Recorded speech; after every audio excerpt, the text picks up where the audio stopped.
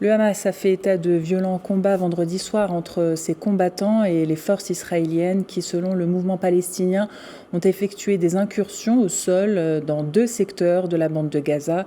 Notre correspondante Valérie Ferron revient sur ces derniers développements. Écoutez. Alors, ce qui s'est passé, c'est qu'en fin d'après-midi, début de soirée, l'armée israélienne a lancé des séries de bombardements encore plus violents et plus intensifs que les bombardements déjà massifs que subissent les populations palestiniennes de la bande de Gaza depuis 3 semaines.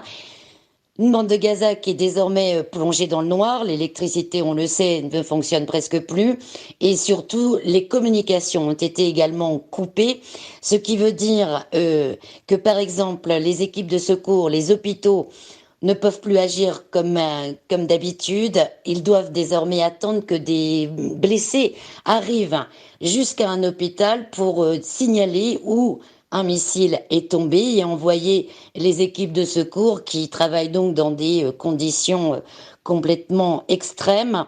Les équipes de l'UNRWA, du Croissant-Rouge, de la Croix-Rouge ne peuvent plus communiquer entre elles dans les différentes régions de la bande de Gaza et vous pouvez avoir donc des centaines de familles touchées par les missiles qui peuvent se retrouver totalement isolées, sans compter également bien sûr le danger pour nos collègues journalistes. On sait qu'il y en a déjà eu 24 de tués. Ce soir, ils sont encore plus en danger.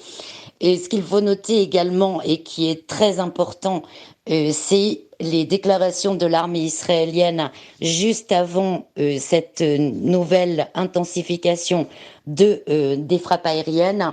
C'est le porte-parole de l'armée qui cet après-midi a présenté une image satellite à des journalistes lors d'une conférence de presse en déclarant qu'il y aurait une base militaire du Hamas sous l'hôpital Al-Shifa et qui est visé depuis le départ. Depuis le départ, des officiels israéliens ont déclaré ouvertement que l'hôpital Al-Shifa devrait être détruit.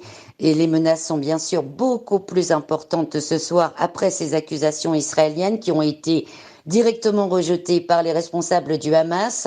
L'un d'entre eux a a affirmé de toute façon qu'il n'y avait aucune base militaire sous aucun hôpital, mais qu'en plus, l'armée israélienne a déjà tué plusieurs chefs du mouvement et ils ont été tués par des missiles alors qu'ils se trouvaient chez eux.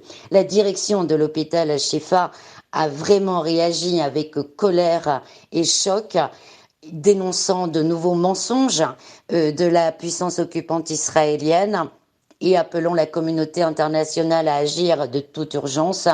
Dernier point à ajouter, l'armée israélienne donc est censée déployer ses troupes dans une partie de la bande de Gaza. Opération terrestre complète, ce n'est pas sûr, et des officiels de l'armée disaient ce soir que pour l'instant, ils vont déployer dans les heures qui viennent leurs troupes, mais qu'il ne s'agit pas de l'opération terrestre totale comme on en parle depuis des semaines.